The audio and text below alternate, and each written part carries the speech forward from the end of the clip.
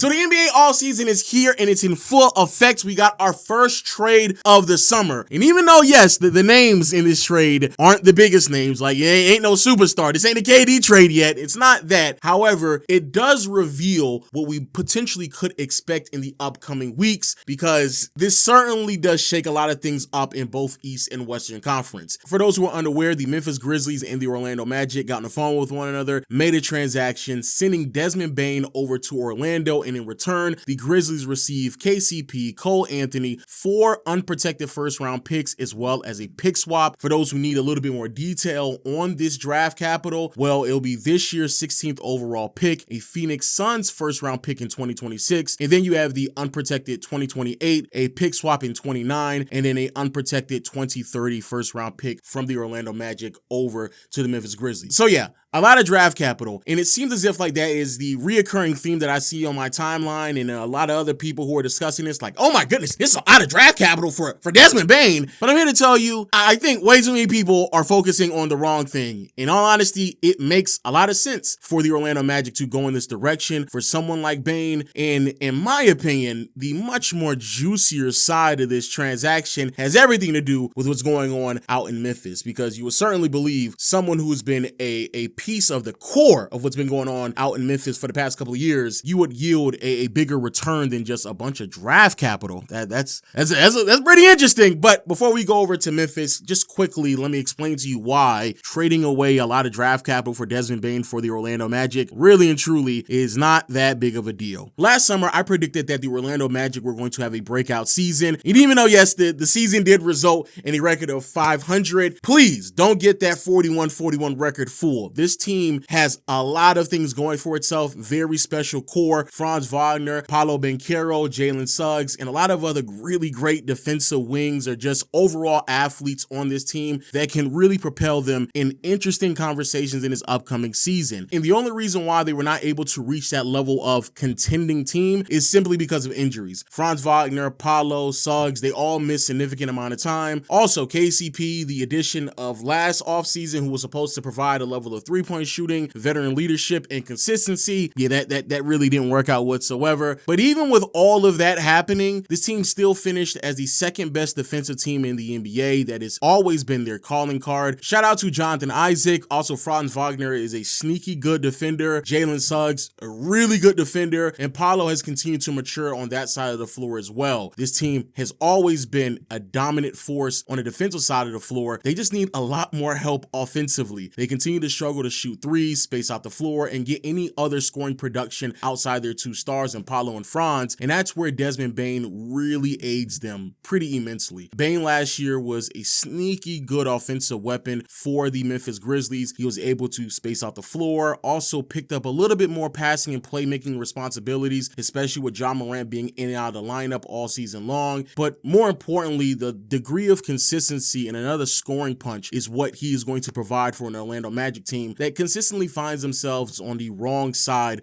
of the offensive ladder in the NBA. Last season, Orlando was 27th in the NBA in offensive rating. They also found themselves dead last in three-point percentage, not even scraping 32% from behind the arc, and also dead last in three-pointers made. These are all things that Desmond Bane will immediately answer for a team that desperately needs a lot of help on that side of the floor. And in my opinion, he also just provides way more of a scoring punch than KCP. Actually, that's not even an opinion. That's just a fact. The upgrade that you're going to see in that starting five from KCP, even the best version of him from Desmond Bane, will be significant. Sure, there potentially could be some limitations defensively. I certainly believe that KCP's defense at this stage of his career is overstated, and in all honesty, if it wasn't him being surrounded with other great elite defenders, I really would like to see what he looks like on that side of the floor at this point in his career, because in Denver, you could start to see it slowly slipping on a year-to-year basis. So I don't really think Orlando is going to miss that much defensive input from KCP, rather than really enjoy the amount of offensive output that they're going to receive from Desmond Bane. Now, I will say, if there is one concern that I have for this team, it is how much financially they're about to commit to this team. Sure, Jonathan Isaac going from $25 million to $15 this upcoming season will give you a little bit more relief, and moving off of both Cole Anthony and KCP combined is around $33-34 million.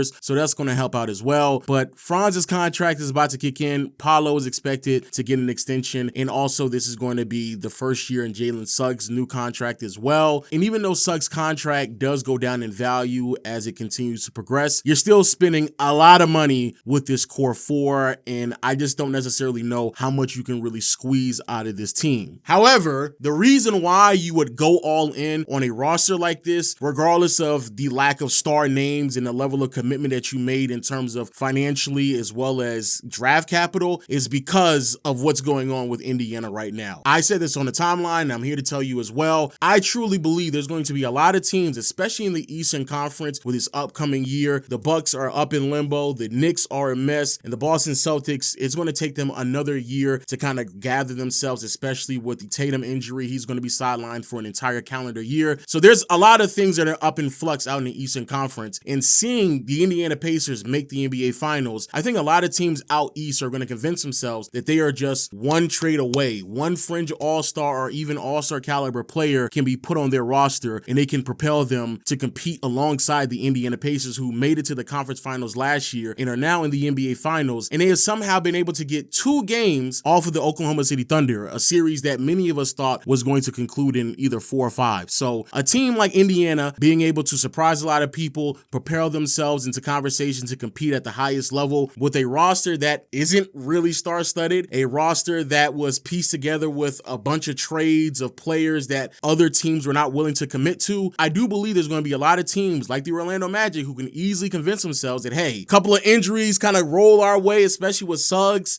Franz Wagner, and Paolo. We add someone like Desmond Bane to the team, we can easily compete with any team in the Eastern Conference and find ourselves in a finals appearance against the Thunder or any other team out west. And in all honesty, I don't really blame them, because I do believe Orlando is a really, really good team. Another year of progression or leaping to the next status of stardom from Paolo and Franz could really put Orlando in conversations to compete at the very, very highest level. I do believe that much in that duo. And adding Desmond Bane, someone who is a 25-5 guy, giving yourself 3 players that can give you 20 on any given night, I think that does a lot more for this team than people realize. And in my opinion, not only justifies the amount of draft capital they're giving up, especially from a team that's not going to be tanking in a lottery anytime soon, but also the amount of money that they're going to commit to this roster in the next 2 to 3 years as well. Now, when it comes to the Grizzlies, this is a little bit more interesting. Last year, Memphis, for most of the season, found themselves at the top of the very competitive Western Conference. They were elite really on both sides of the floor, and if not elite, really, really good. Defensively, they've always been a solid team, but offensively this past season, they found themselves kind of building a new identity that wasn't overly dependent on Ja Morant. Many people, including myself, had my concerns on how Ja's going to fit in this offense long term, and I do believe that was some of the motivation of why they made such a significant change at the head coaching position towards the tail end of the season when things started to spiral out of control. But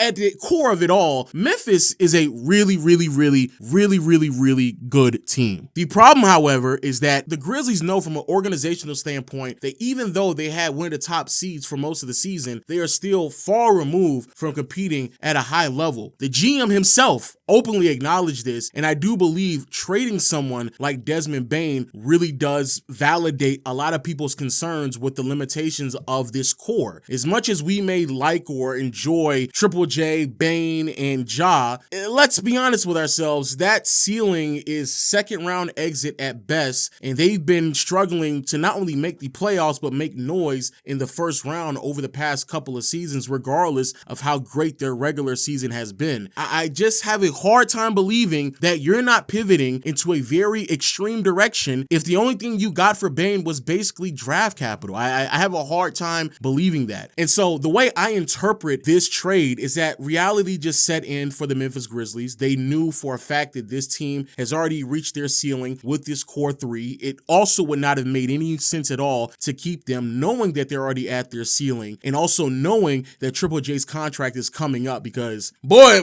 can he demand a lot of money, hefty pockets for Triple J. And so would it have made sense to pay Ja, Triple J, and Desmond Bane all like $40+ million, tying up $120 million with that core three? Absolutely not. So what do? You retool. I'm not personally buying into the idea that they're about to just blow everything up, but what I do believe they're going to do is restructure around what they have in front of them, and I do believe it makes a little bit more sense to go in a direction with Ja and Triple J rather than trying to squeeze Desmond Bane in that mix, especially because of how much money he's already getting paid. It's a lot of money. It is a lot of money. And so instead of going in that direction, they'll have another year of Triple J's contract under right now where he's only making like $20-some million before his new contract kicks in when he does sign it. And what that then allows them to do is really try to figure out who they have on their roster and what they need to do next. You can also potentially believe that this is a team that has so much bench depth that they could potentially just fulfill whatever they're missing out of Desmond Bane with some of the other players on their team that's making significantly less. That could also be true. I mean, they've been able to weather the storm with Ja Morant being in and out of the lineup. Maybe they can weather the storm without Desmond Bane moving forward. This is also a team that has been really good at scouting, finding a lot of quality players on low contracts, which I think is probably the greatest skill that you can have in the front office. But in a Western Conference where